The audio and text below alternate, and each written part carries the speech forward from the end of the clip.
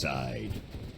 What terrible things come to your mind when you hear this word? For some of you, it's this man, while for some right now, it could be this. I'm sure the rational select few of you have thought of something much more serious. What I'm sure you thought of is the act of losing someone that you love.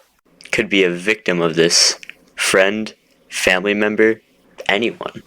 But when I'm looking for what you think about this word, I'm looking for an even smaller group of people.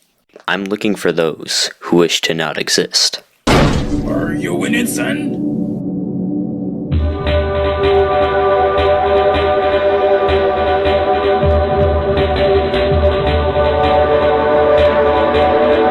Video at all feel familiar to you?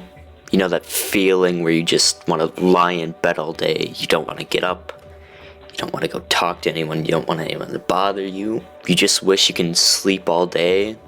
Well, that's the kind of feeling you get when you wish to not exist.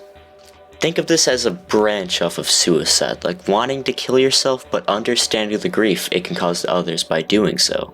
So in turn, you just wish to disappear out of this reality. Nobody knowing, nobody remembering you, nobody being sad over you being gone. Well, that's just about exactly the kind of feeling that people get when they don't want to exist. It's also the kind of thing that separates suicide from not wanting to exist. I think it's about time that we get into why people would think about doing these things. And remember, this isn't just for a certain age range. Babies commit suicide even though it's on accident. They do at least once a day.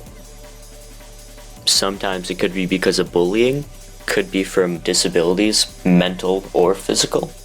Could perhaps even be from early childhood trauma, maybe even alcohol addiction, being rejected by someone they love, and the last one simply just thinking too hard about life. Now that all that's out of the way, we can talk about how people deal with these kinds of things. For people who don't want to exist, it's simple. Sleep, drugs, or the most closest thing to not existing, sensory deprivation tanks. Unfortunately for people who are suicidal, it's just not that simple. Those three things could help suicidal people as well, but probably not as much. For suicidal people, there's medication, hotlines, various different coping strategies including breathing, therapy, and the least safe one, self-harm. Well, that's all I have to say now. Been editing this project for 6 hours, and I'm done. Bye.